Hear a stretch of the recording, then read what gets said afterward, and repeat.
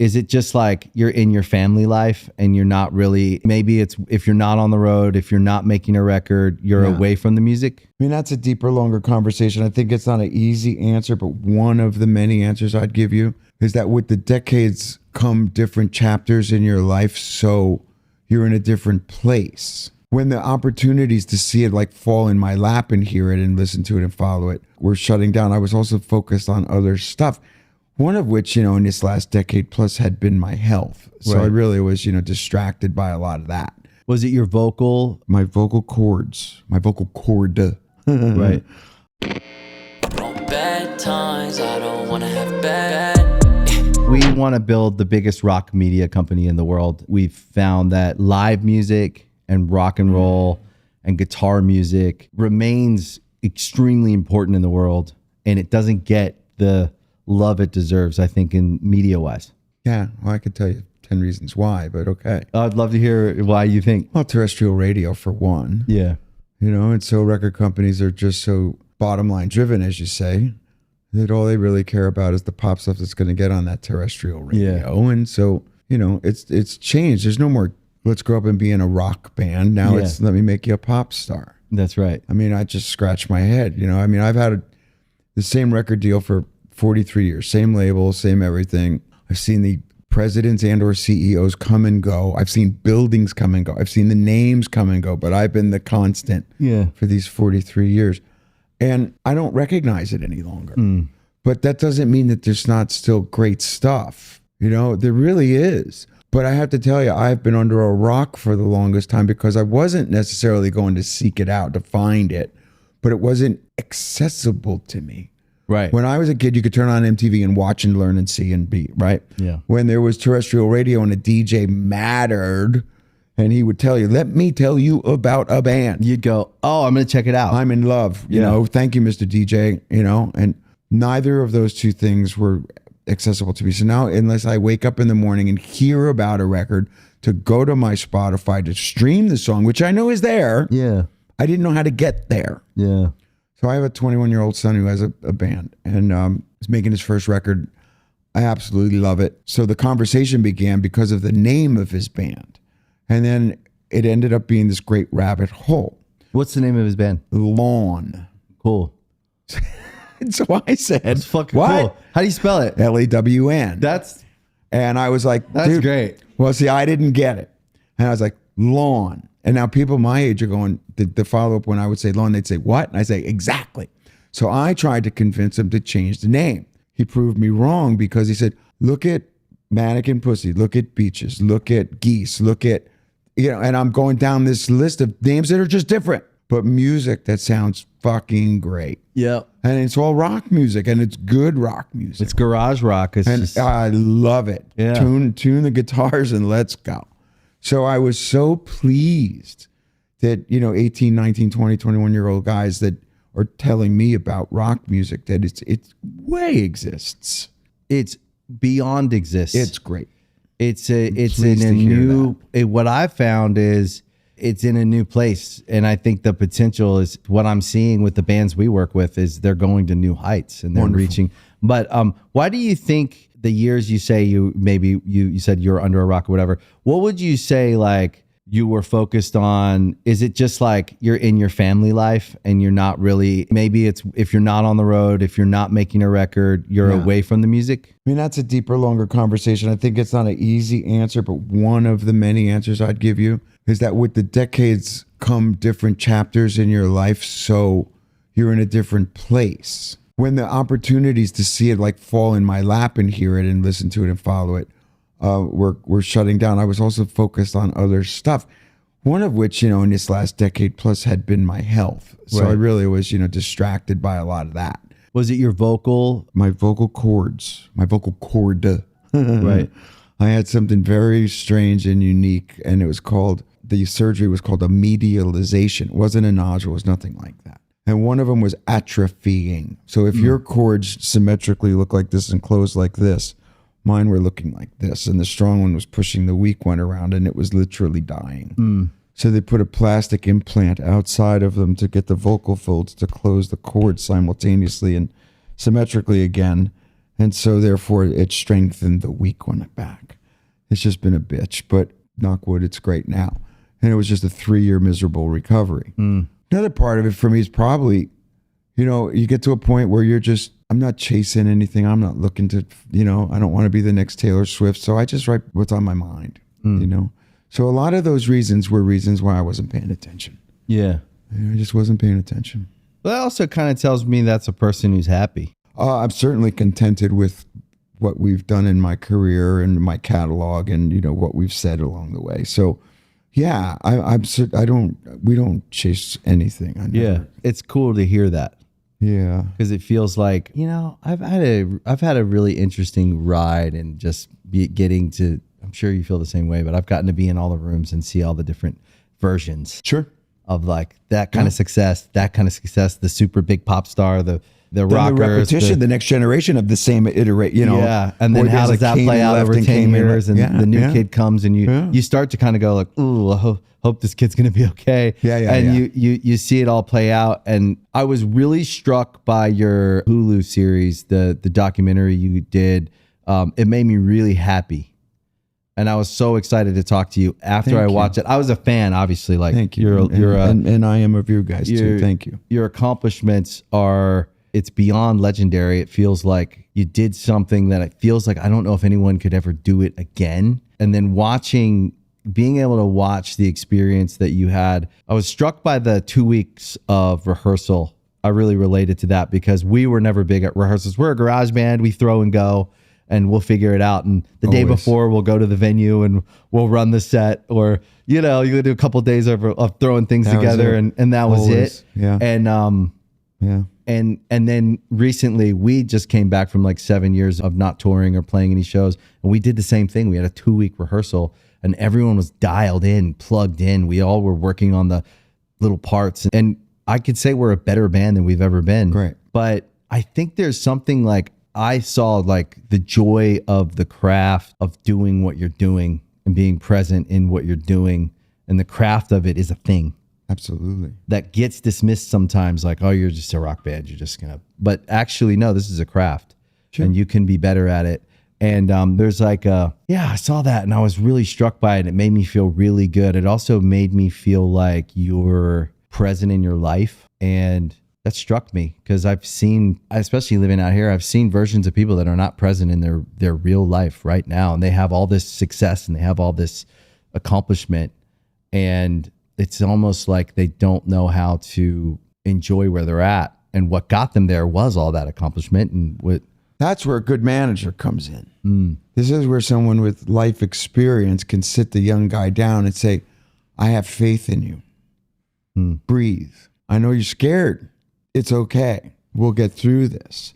A lot of times in our career, when you looked to that authoritative figure to be some kind of at least big brother, if not a father figure, either they were too young and inexperienced themselves, or selfishly they were just looking for the bottom line commission, right? Yeah. So they would allow you to burn out. In retrospect, I'd like to think they just weren't smart enough at the time. Yeah. And we were all young and dumb and, chasing something. But I think if I were that manager now, I would sit the young guy down and say, let me tell you from the ghost of Christmas future, what's about to happen to you. Yeah. And I'd love you to enjoy this time with the hope that you'll get back here again. You may not, because, now it's up to the kid to write it again. But I have faith that you can and will. So let's go home. Let's go to sleep for a while, and not a lot of guys in our generation were getting that kind of love. Right. Maybe they are now because I think people by and large are much more self-aware. Now, granted, there's as much anxiety as there is self-awareness, but if you're aware of the two things, maybe somebody can stroke your hair and just go, breathe, brother. It's going to be okay. Yeah. Because it's so easy to go through this moment in time and ultimately blow it because you burn out. You're either resentful or you can't do it again, or the pressure of it gets to you, or the excesses get to you, whatever the reason is, right? So, as the ghost of Christmas future, that's what I would tell the young kid now, given that chance. It is wisdom. It's wisdom that you can only earn with time by going through it all. Yeah. Which I feel the lucky ones of us that got to get all the way full circle. I was just home in Maryland a week or two ago, and it felt full circle because I ran away from that place for so long, and I went back and I was happy to just be there. I didn't need anything. I just wanted to sit there and look at the bay. Yeah. And it's full circle. I'm 46. I got teenagers and married. I found myself in this place where I am doing things. It's why I related to the documentary, because it feels like you're, and you say it in the documentary, you're doing things. It's not for the money. It's not to get bigger. It's not, you've done all the things you could ever desired to do, but now it's different. Now you show up because you want to be there and you want to have this experience and you want to be with these guys. There's an awareness to it. And some people never get to have that. That's true. And I felt that way when I was home. I felt present in the moment, and like it was this full circle arrival back to where I started. Good. And realizing like, oh, this was always here. Well, maybe we weren't old enough to appreciate it at the time. We could have looked at that guy that was 20, 30 years older than us and thought, oh, he's old, he's tired, he's this, he's that. We're like, it would have been easy to be critical when you're a younger guy, right? Because you're chasing a different wavelength. You're chasing something different than that guy that's sitting there with the wisdom now. So, you know, if with good health, I can go out, you know, with that wisdom now, I'm going to feel like fucking Yoda. Yeah. I feel like you kind of are though. You have I felt it in the documentary. I felt wisdom. I felt like there was a presence that a lot of men or people, I'll say, you're about 15 years ahead of me. I look at you and Bruce Springsteen. I always have held you guys up because across your career, it's always felt like you've been just true to yourself. Thank you, Jon. And that's hard to get to. In this business, it's scary and you can get talked into all kinds of things. And I always felt like you and Bruce Springsteen were two guys that I wanted to grow up to be. Oh, thank you. You know, a guy who still talks to his kids, who knows his kids, a guy who could still walk in a room and he's not the only one in the room. Yeah. You know, it's hard to get there sometimes when you've had so much success. It could overwhelm you if you carry all that accomplishment around. If you choose that. Right. You know, it's what I do. It's not who I am. Right. Yeah. You know what I mean? It's just not who I am. It's just what I do, and I happen to enjoy it, and I'm good at it. But that's not who I am. And a lot of that was staying home. Yeah. When I had houses out here, and you were younger, and I remember being around the Hollywood kind of atmosphere where people would look at you like this because they were looking over your head to see who was more famous in the room or how much could they get out of the situation. And I went, ooh, this is not a place where, you know, you're going to lay down some deeper roots. Now that, for me, that was just my experience. So, you know, my wife and I said, we're not staying here. We sold that house and got out of here. It was a good decision. I think it was a good decision. We moved out of the city. For me. Yeah, we had to move about an hour away to find that peace and quiet. And it allows us to decide when we come in and get into the madness. That's the difference between New Jersey and Manhattan. It's only an hour away. Yeah, exactly. But I relate to the New Jersey thing because Maryland's not that far away. We all have a cousin in New Jersey. A cool New Jersey cousin. Yeah. You know? But I felt it in the documentary, and I feel it in the record. I got to listen to the new record. Yeah, good. It's great. Thank you. I'm really proud good. Of it. Well, that was the reason. You know, we did the doc. It was very honest. I didn't realize Gotham was going to find that the surgery was of interest. And of course, you know, that ended up being a big threat. And we're making this record that I'm very excited about, anticipating that I could go out on the road. 40th anniversary, let's go have some fun. It was too much work. I wasn't ready. So now you got to pull the plug. And as you know, in this new world order and the model, you don't get to put out a second single. It is dead. Yeah. You just took a gun to the temple of the record and blew it off. The record company, everybody's like, shut off the tap. Yeah. If you can't do late night TV and you can't sell a ticket, the record's over. My heart was broken because we were very proud of the record. Yeah. So that's when I thought, in this day and age of features, if I considered it with a little help from my friends, and reached out to young, old, boy, girl, country, rock, international, let me call some friends and see if they would help me. And this way I could keep the record alive, write a new song, and re-release it, granted that I could go. And then I think it made a really good record even better. Yeah. You know, because people just interpreted it and made it even better. And it made the vocals better. It's a really fun listen too. It's a joyful record. Yeah, it is. You know, 2020 being released in the midst of COVID at a time when you saw what was going on and writing about, George Floyd and writing about guns, and it was a tough time in the world. Yeah. And you release a record into that black hole. I love the record. I'm proud of it artistically, but of course I couldn't promote as 2020. And This House Is Not for Sale was a statement record because, in light of Richie leaving, now I'm writing our first record without him at all. And you have to make that statement. So that was like let's get this one done kind of record. So this one, I finally come around to Joy to only find, the surgery's not ready yet. So that sort of sucked, but in God's hands. It kind of became what it was supposed to become. Perhaps. Yeah. Had you ever dealt with that kind of the vocal challenge yes, no.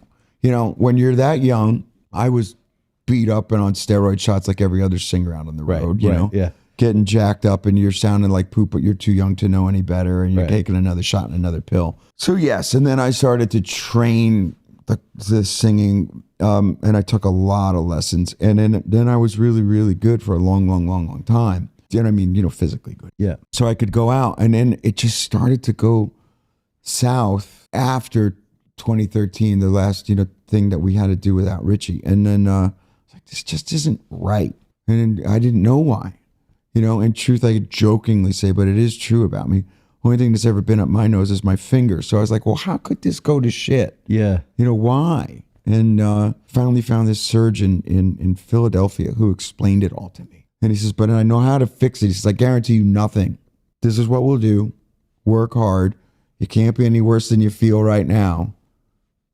Do this. And so I did it. I drove myself to the hospital. Not even exaggerating. I drove myself. And I didn't know it was going to be a 3-year recovery. I may have chickened out if I knew it was a 3-year recovery.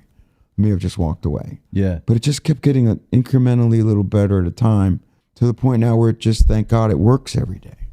I can hit the high notes in prayer every day. Yeah. And it just makes you feel like, okay, the work is worth it. So we can say, let's go out. I was thinking about how would I feel if I couldn't sing. And I never had to think about that. Right. When I lost my voice, I'll take a prednisone pill. Exactly. And in 6 hours, I'm good. Sure. That's actually what I do. Even if I have like a cold or a flu or anything. It's the go-to for us neurotic singers, sons of bitches. Yeah. I'm like, if I'm even thinking I'm going to lose my voice, I'll take it. But I've never I've never had to face the actual reality that I can't sing. Yeah. And I just thought about for the first time when I watched, like, go back to the documentary because I really enjoyed, I feel like you were really, you let everyone in. You let them just see like nothing to be afraid of. Tell the truth. Yeah. And I thought, well, I wonder how that would feel. And I think I would discover just how much I love singing if that happened, because I never even really thought about singing. I just did it. Yeah. And I don't even know. I think I like it. I like every now and then I'm like, that was pretty fun. And then sometimes I'm like, eh. Yeah. But then I think, oh, well, if someone came and said, you can't sing anymore, how would I feel? Yeah. The realization came slowly because it was just going from that was an odd note to that was an odd night to this is inconsistent to it got so extreme on that 2022 tour where I tried to beat it into submission that on every note of every song, every one of those 15 nights, I was like, is that okay? Is that okay? Is that okay? From song to song, lyric to lyric. So I'm smiling at the audience, but on the inside, I'm dying 1,000 deaths. And it was killing me emotionally. Therefore, it was killing the band emotionally because everybody knew that I was suffering in pain and mental anguish. So when I found this doctor and he explained it to me, I said, okay, if it's over, I've had a great life. I'm good with it. I'm not an applause junkie. I don't need the bright lights of the stage. I've got a whole life that's, good. So I've got a wife and kids and everything else that's good. So that's not my identity. And that I've always known. It's not my identity. It's what I do. I really enjoy it. But I would have been okay if I didn't do it any longer. Yeah. I'd be okay. Yeah. It's cool. But when I go and see a show, I'm not that guy that's on the, get me up there, get me up. Yeah. I can go and watch a show and just enjoy it. Yeah. So that's okay for me. I would really like to go on the road this time because I want to look around at the band. I want to be there with them. Yeah. I want to shine that light on the crowd just to be in the reflection of the light. That's where I'm at. I just want to see that audience that I get to look at them, not that they get to look at me. I just want to see that. that light, that reflection of that. That's why I want to do it now. I feel very connected to that idea. I've said that to my wife before. I said, I don't crave getting back on stage. I respect the opportunities when they come. And the older I get, the more I respect that. I didn't know if we'd still be doing this. I don't know what I thought. But going out and playing, we did like 12 shows this year. And they were the best 12 shows of our career. Right. And I think it's something like we respect, one, that we're still able to do this. The shows have gotten bigger than they've ever been, which is a weird experience to kind of have. But also, I think there is something about not needing. Right. That I think when I was younger, I needed it. I needed it for my self-esteem. I needed it for I wanted to get my mom a house. There was a lot of need involved, Sure. And then I got those things and I started, all my self-worth in the early success was wrapped up in how's this song doing? How's this doing? And I was kind of just a mess over that. And then all the way to meet my wife, have kids, build a real life where I suddenly am like, well, I don't want to lose this, and stop touring, stop doing a bunch of things, figure out who I am, come back to it at this age. And there's respect for the guys on stage. Absolutely. And the people that come to the show. And the crew. And I think it's perspective, but it's something that I felt about you. And sitting with you, I feel it even more. And so it's nice to experience because I think you can get, we've seen it. I think people can get lost in this thing. And it's easy in your 20s and 30s. You don't know anything else. Yeah. That's really the bottom line. What else did you know before then? What was it, Scooby-Doo and lunch? Yeah. You know what I mean? What did you know in your teenage years that were so important? You were learning how to play your instrument. So there wasn't all that much yet. Everything I've come to realize, your 20s are much different than 30, which is different than 40, 50, and then 60. I mean, it's like light years away. But I wasn't ready to listen to a 60-year-old when I was 20, 30, and 40. I just wasn't ready for it. Even a 60-year-old me, I wouldn't have listened to. Who on the record would you say maybe like kind of surprised you? Well, I wasn't familiar with Lainey Wilson before Music Cares in early 2024. She's a new artist as far as I was concerned. She's ridiculously talented. I love Lainey Wilson. Oh my God, she's unbelievable. I'm like a huge fan. Yeah. Avril came in and knocked it out of the park. She was stronger than ever. Yeah. And I didn't know what she was going to deliver, but she was really into doing it. Yeah. And she killed it. And then I didn't know War and Treaty before early 24 either. And I heard them do a cover of I'll Be There For You. And I was like, oh, I get who they would be as singers. Yeah. But they took the People's House and took it to a whole nother level. Yeah. So just off the top of my head, those three people come to mind. But no one disappointed me on the duets kind of thing. They all took it to another level. But those three jump out at me. I love Lainey Wilson. She's been on the show. I'm a huge fan of hers. Me too. I'll give you a great anecdotal story. So I see her doing Music Cares with us for me. And she sings a song called Born to Follow. And I go, wow, that was awesome. And she did a good job. And then it's that Grammy weekend out there. Yeah. So then, you're going to go to any party and the artists are going to be singing somewhere else. And then somebody, and I don't even know who it was, drops out of Clive's party singing the Barbie song, I'm Just Ken. Yeah. And they thrust it at her and they go, sing this before you go out and sing with Jelly Roll. And she's like, yeah, sure. Now, first of all, that took big balls. And I loved her for doing that. Then she comes out and nails it and makes it her own. And now that's the second time I see her in the week. And then she comes out with Jelly and does that. Then I get to know her a little bit. And we hung out one afternoon and it ends up we sat down and wrote a song because we were both bragging up Jelly Roll. She goes, I'd fight somebody for him. I was like, well, there's a song title. Let's sit down and write a song together. And I just fell in love with her because to me, she's also a guy's gal. Yeah. Not only is she beautiful and talented, but she can hang all day long. Yeah. I feel the same way. Yeah. I love her. I am a huge fan of her. I love Jelly Roll too. Oh my God. I can't say enough about him. He's an inspiration. Yeah. What he's done physically is one thing and that's okay. Wonderful. God bless him for it. But the inside of that man and the life he's lived and the example he's being for that audience, and his wife is the same way. Yeah. And, I can't say enough good about him. He's one of those guys that has had such a long road to get to the mountaintop he's on. You could just feel how bad he needed it, wanted it, and how much he has to share with the world. But it couldn't happen to a better guy. Right. That's how I feel as one of those guys. It just couldn't happen to a better guy. Right. He was late getting to the starting gate, really. Yeah. But when he got there, all that life experience came with him. So he had something to say. Yeah. You know, and then really early on, I realized how smart he was and how worldly he was. Not just the troubled side, but the music business side. And then his voice, you know, he felt the emotion. You know, he knew what he was going to sing about. So every aspect of him, too, I just really admire. Yeah, and I think it's a good version of, I think you're the same way. You see people who are comfortable in their own skin, where they're at. And that works with everyone. Jelly Roll goes with everyone because he's Jelly Roll. If he was an imposter and it was hard for him to sustain whatever it is he's doing, I think it wouldn't come across. At this stage, I've heard him on a bunch of different duets, and I always like it. I especially like yours. One of the reasons I like it though is you threw in that classic Bon Jovi, the talk box. Yeah, the talk box, which is my favorite. And I was like, "Fuck yeah!" He brought that to the mix. But the two of you guys together works really well. Yeah. But I also think you're two guys who can sit down with a guitar and sing a song. And when you can do that, he can. He most definitely can. Yeah. No, he's sweet. And then I got to sit with his wife and do the podcast. Yeah.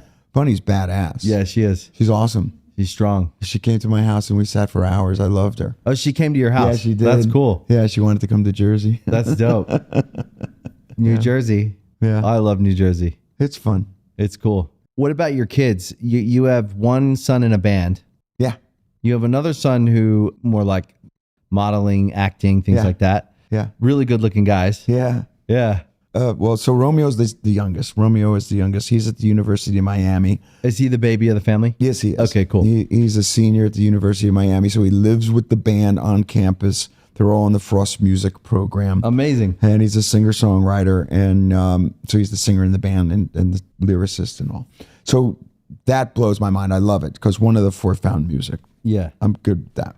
Jake is his next older brother. He's an aspiring actor. He's just got a movie with Maud Apatow directed, Judd's daughter, that Jake is in, and he's producing films with his wife, who's Millie Bobby Brown, my daughter-in-law. And then beautiful couple. They are a beautiful couple. They're sweet babies. They're great. Yeah. They're good. The next biggest one is Jesse, my eldest son, and he's the one that started Hampton Water. So the rosé that's exploded in the last decade is my eldest son. Oh, that's his. Yeah. That's awesome. Yeah, it's doing great. So he's an entrepreneur. Very much so. That's awesome. One late night on our porch in East Hampton when I was what we call cradling a glass. Yeah. When it's that late that you're holding it like this. Yeah. I said, would you like a glass of pink juice? And it was, he was still underage, just barely, but underage. And he says, we call it Hampton Water. And I was like, I get what you're saying there. The next day he starts, we should do this, we should do this, we should do this. I said, I'm not doing this, but go back to Notre Dame. And if you come back with a business plan, I do know who you can call. Yeah. And he came back with the label, the concept of this, to that. I went, pretty darn good.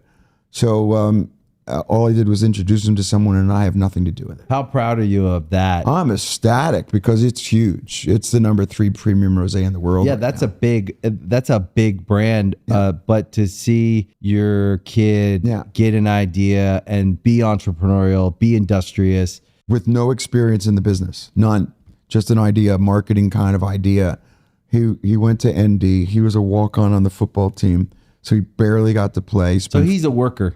He's a worker. Yeah. Any kid that walks on, and gets his ass whooped for 4 years is going to survive. Yeah. He's a fighter. That's awesome. Yeah. So he came through that. And then my eldest is our daughter, and she's out here, an aspiring actress. Just got her first little film role, so we were very happy for her. And she's moved out here permanently. So the kids are good. They're all healthy, knock on this leather chair. Yeah, it's made of wood somehow. Okay, somewhere. I think like one of my biggest worries in not only being in Los Angeles, which was always kind of I always had a conflicted relationship with LA because it's so different from where I'm from. But then I met my wife and she's from here, and I kind of, it's not to say I got stuck out here because this place has been amazing. Sure it is. But it was always so different. Yeah. And we go home in the summer to Maryland and my family gets to can kind of experience that. It's always been really nice to go back. And she loves that too. But then suddenly you're raising your kids and they're in school here and then you're here. And I always like, oh, one day we'll leave and we'll go to the East Coast. And we never did. So we move out of the city and it's nice. It's suburban and it works. But I think my biggest fear was always that my kids wouldn't learn how to work hard. And that's what I came from, was just like, you work hard. Yeah. No matter what. And my dad used to tell me, just work smarter than I did. Just be smarter than I was, because he worked himself to death. I think there's something about seeing someone be able to raise kids that can function in the world and do things where you go, okay, that's what I want to do. Right. Again, I kind of had that impression of you, because look, when you come up in this business and in this game, you're looking for models kind of. Yeah. And you're going, okay, and after a while, the guy who's, the wild rock star or whatever, that Cliche. model starts to go like, okay, no, not that model. You start to look. And I think me and my brother, we're best friends. We're partners in everything. That's great. We've always looked for, I think, men who have seemed to figure out how to handle success, build a real life that you actually want to live in. Right. And then now we both have kids. So mine are older than his, but now mine are teenagers. They're doing good, pretty good. No major interventions or anything yet. Good. Knock on. Yeah. Look, you could have fuck up kids in Baltimore. You could have fuck up kids in Hollywood. Or they could be great kids in either or too. I think it's just what they come home to. Right. The behaviors that they see.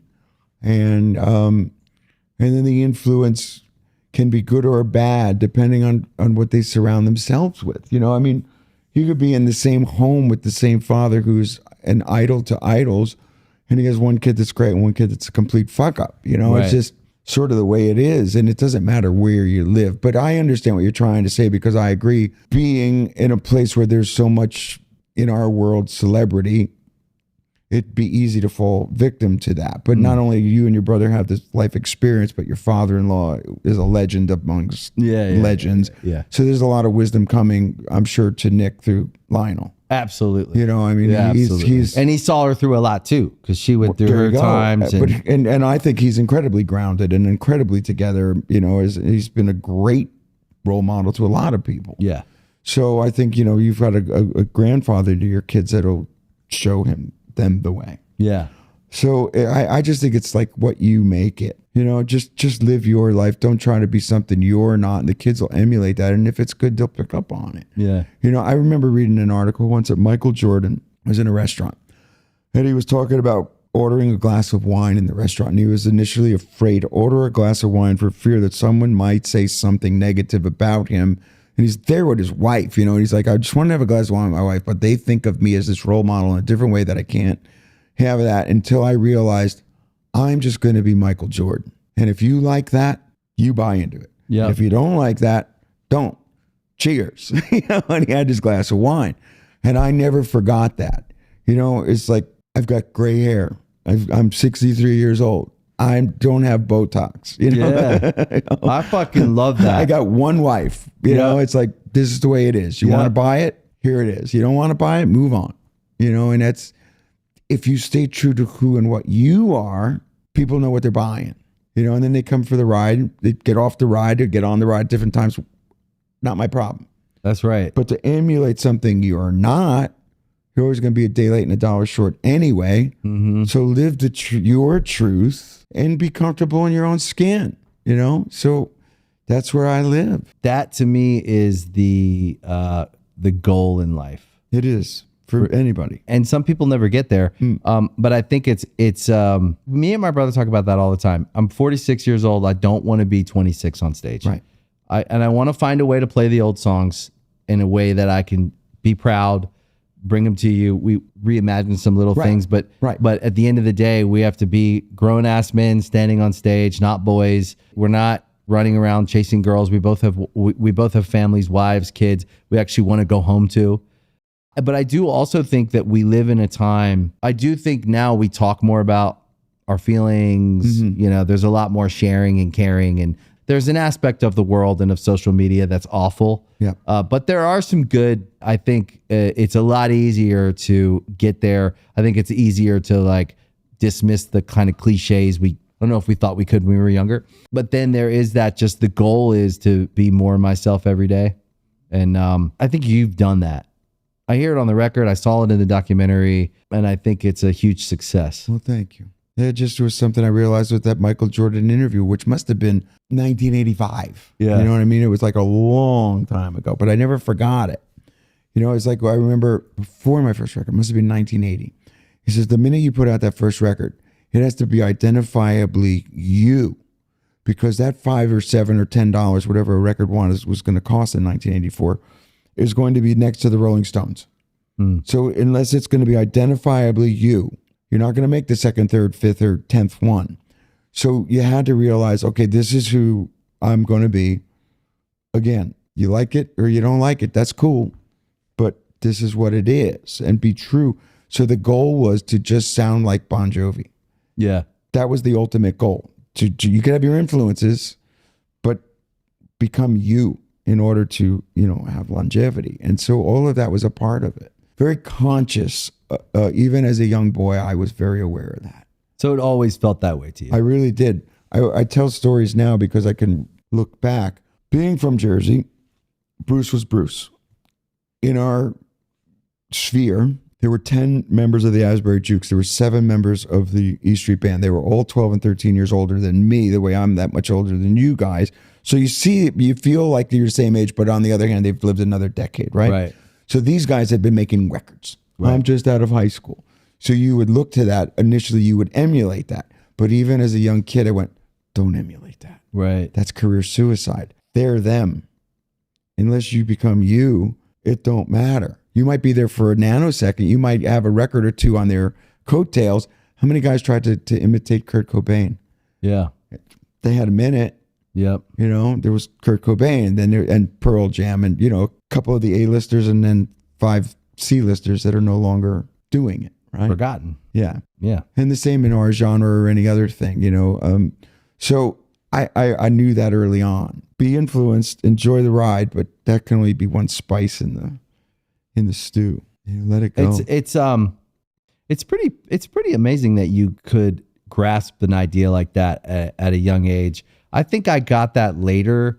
I think I got there in the end with just that same idea. Well, I only get to be me. That's all that matters. So be the best I can Version be of and you. go do the things I can do and see how fast we can drive this thing, or how far we can go, or how high we can climb, or whatever. Were your parents together?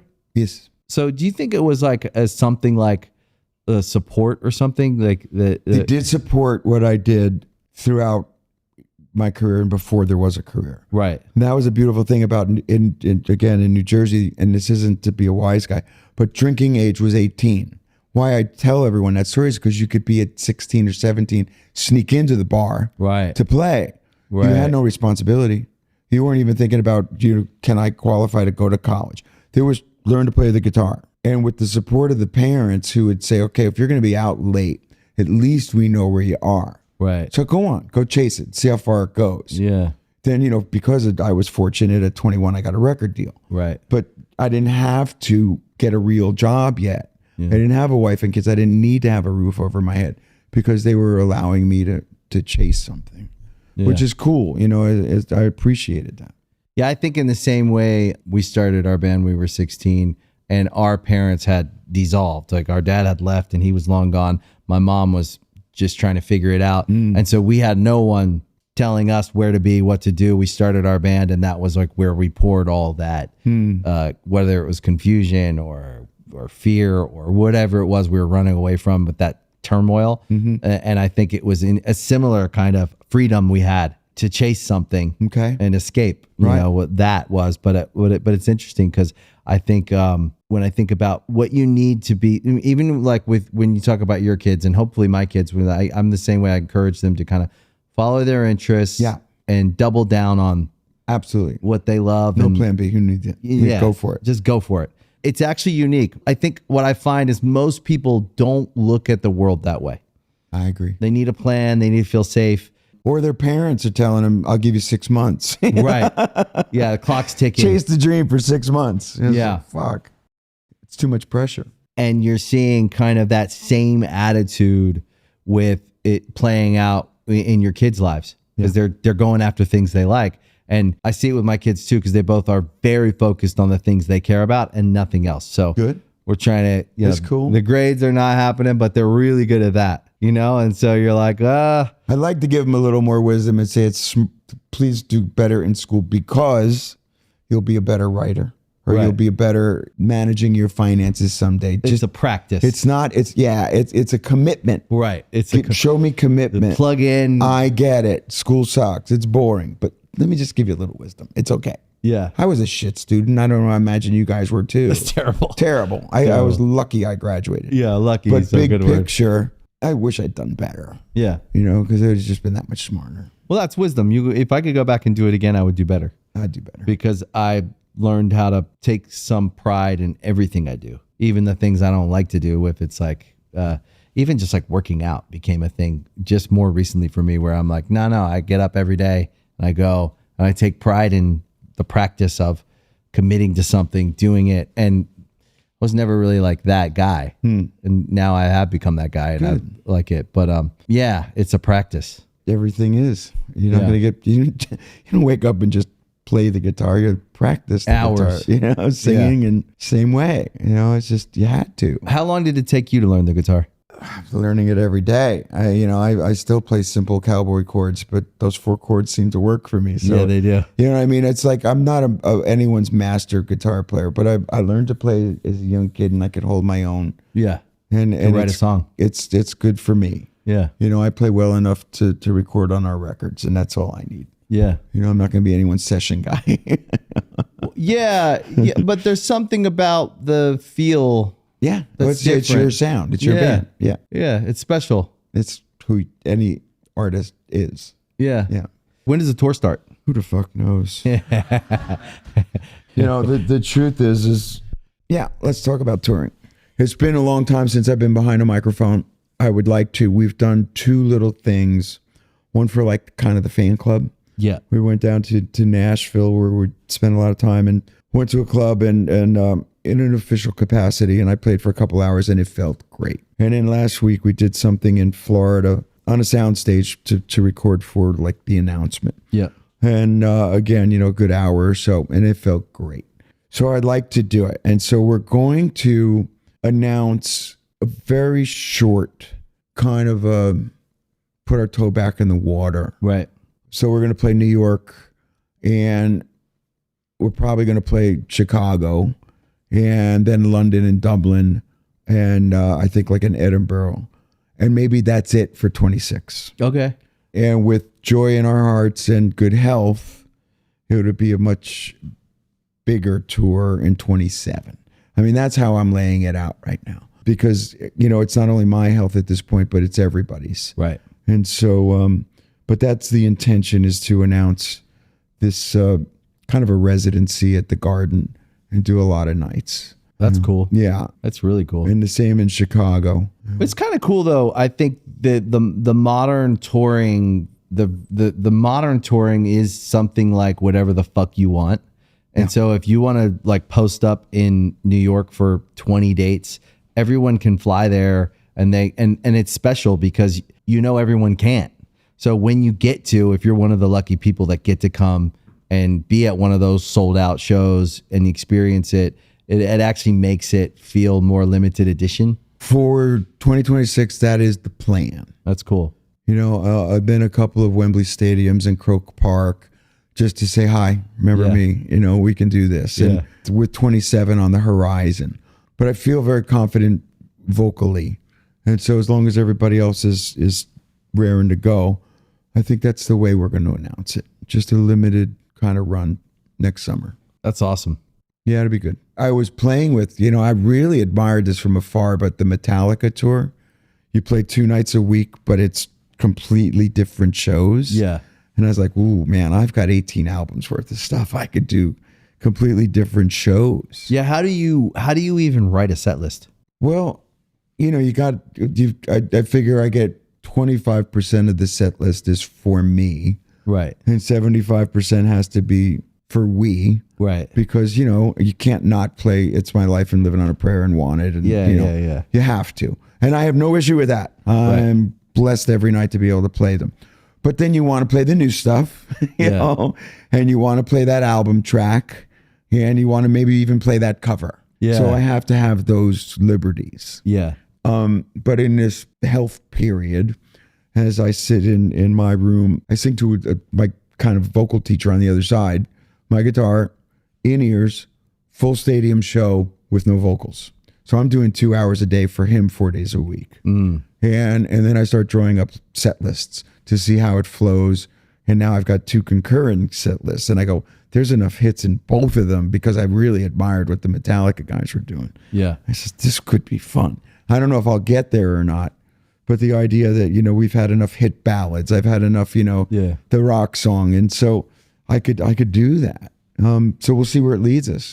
We have rehearsals starting on Sunday again. You know, how long are rehearsals? We're the band. Just no, this is just a couple days. Okay. What I try to do now is I sing 4 days a week with me and the vocal coach, and it's 2 hours a day. And then once a month I bring the band in for a week and we do 3. Yeah. Day on, day off, day on, day off, day on. Like it's a week on the road. And the 2 hours with the vocal coach is kind of like being in the gym and just like strengthening every day. It's past, thank God, the point of that vowel doesn't work because you've had to learn how to re-sing a vowel. I don't think that we even critique anything anymore. I think it's like everything is at that 98, 99% daily, and I'm hitting the high notes on every song. So now it's stamina. Yeah. Now it's just literally, you know, I got to get it up to 220, and I got to be able to hit the high notes for 220 4 days a week. Yeah. And that's when I'll be ready to go. I'm glad you're doing it. Me too. It's fucking awesome. There's no, I don't want to go on the stage and go, oh, here comes the high note. I lived that. Yeah. I never want to know that again. I just want to just let it flow. Let it go. Yeah. I just think it's really important. This music and rock and roll is where I see music today. I think we're in this like interesting moment because everyone's going back to live. They want to experience a real band. Yeah. They want to experience what that means to someone who wrote a song in a garage, or they wrote a song and the band goes out and they play it. Like, I do think we've had about a decade and a half of this kind of algorithmic in the box music that was interesting at first. And then our ears start getting tired because it's just a frequency. And especially in the pop world where the girls sound like the other girls, and then the guys started to sound like the other guys.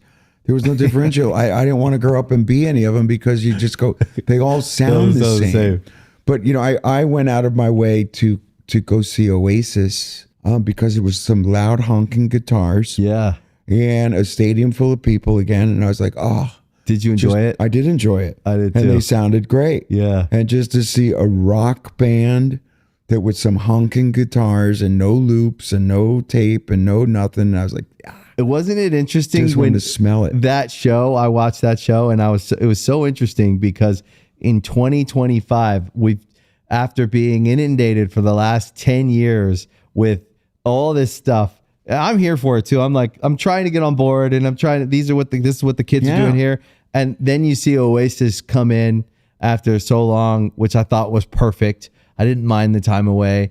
And it's like they were transported from the 90s to the stage that night. And you felt alive in that room.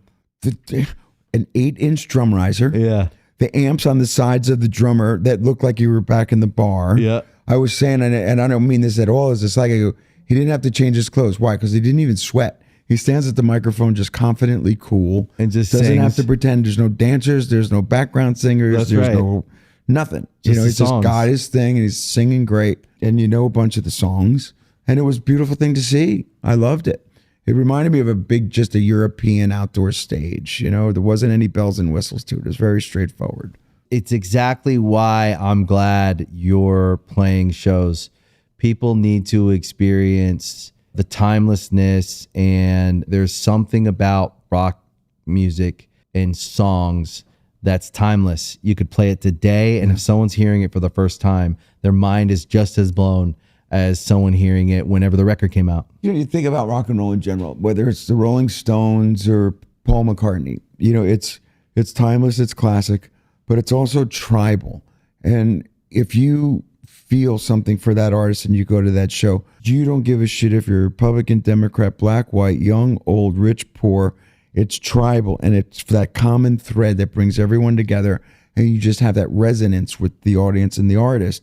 There's a vibration that's happening because you come together under that roof for that thing, you know, and it doesn't discriminate, you know, it doesn't care what cable news network you're watching. Yeah. And it's a beautiful thing because music is universal. Yeah. You've played in many a foreign country like I have. They don't speak our language. Or how many times has a kid come up to you and said, I learned to speak English because of you. Yeah. You know, and you've had that happen because I have. And you go, I get it because I was that fan. It's magical. I think that Oasis show is a great example. But I think your show, that's why I'm happy you're doing it. I hope that you get to do as many shows as you want. Yeah. I think it's really important. And I think that not many bands can do it. There's not a lot of bands who can go sell a stadium out or an arena out and give people a show that belongs in a stadium. So that's the other thing is you could sell a stadium out. Doesn't mean you can do a stadium show. Understood. The only way this thing continues is if that kid goes and sees that thing and becomes that kid. That's becomes right. that next guy. Yep. And you know, wants to beat you. Yeah. And that's the whole point. Is like right. Come behind and Absolutely. try to do it bigger, The do it next better. generation. Yeah, I don't know, man. I'm just stoked that your voice is okay. Yeah, me too. Thanks. And I love the record. Thank you. Oh, I was gonna ask if there was, I guess sitting here, right? You can look in both directions in life, and you can see down the road, and you can see back down the road. What would you say stands out as a thing that you're the most grateful for? Or is there anything? Yeah, it is there, but there's so many. I guess the first thing if you asked that question, I would say the friendships. Yeah. So many friendships that came out of it, and people that were on the ride throughout that process may have gotten off the ride, but it doesn't mean you're still not the friend. Yeah. You know, and they're not with you anymore, but that's okay. They're still your friend because they were a part of that. So the journey has made it all worth it. That to me is probably the thing that I hold closest is those friendships. Yeah, and your fates are all intertwined somehow. Sure. Yeah. For forever. Yeah. And you know, sometimes it's easy to lose faith, but you know, you struggle through and you get to that next goalpost and you go, okay, I got to this one, I'll get to the next one. And you know, a lot of people makes for the collective we. It's never been me. Yeah. It's always been we. And it has to remain that in my mind and in my heart. And that's how it'll go on to, you know, the next chapter. As long as I continue to remember that we can hold each other up, we can, you know, enjoy this time in the limelight, and then we could share this audience. And that should be enough to fuel me. Yeah. Well, as a fan, I was so excited to talk to you, but also like when you get to sit with someone and you get a sense of them and it's, what's the word? You're delighted. No, thank you. You know what I mean? When you meet someone, you're like, fuck yeah. Because I love your music. I'm coming to the show. I admire the way you've always carried yourself, which is something that you look out and you see how people roll. But also to sit with you is fucking awesome, dude. Thank you, brother. Thank you for your time. Thanks for the support. Much love. Dude, thank you. Thanks for coming. Thanks, Jon. Yeah. Thank you for watching Artist Friendly. If you like this episode, please make sure you hit the like button. You follow the channel and please share it with your friends. We appreciate the support. That is why this show exists, because you listen to it. Thank you guys, and we'll see you next time. I don't wanna have